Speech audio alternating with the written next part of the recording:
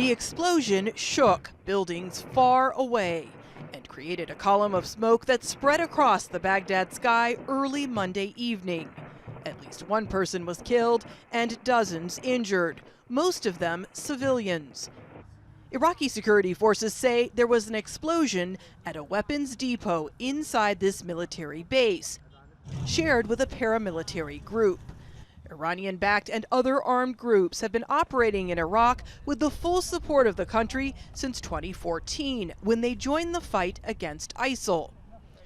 A new law that came into effect on July 31st requires all paramilitary groups to report to Iraqi security forces or put down their weapons. Other than saying an investigation is underway and compensation will be given to the family of the civilian killed, the government has not offered any explanation as to what caused this explosion. Abu Tamar and his family were preparing to eat dinner for the Eid holiday when they say missiles began raining down on their home.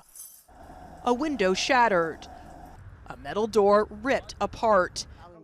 One of the daughters is so traumatized she continues to shake. After the explosion stopped, all of us ran out of the house. We were overwhelmed and scared. The explosion happened here at this military base in southwest Baghdad. Rockets and shrapnel flew across the highway and over here into this impoverished area where more than 1,000 people live. They've lost electricity and their homes have been damaged. They're angry and demanding compensation from the government. On Tuesday morning, teenagers walked around looking for and picking up unexploded rockets, despite warnings. Many people are in shock, yet eager to show the damage to their homes. We ask the government to compensate the poor living in this slum.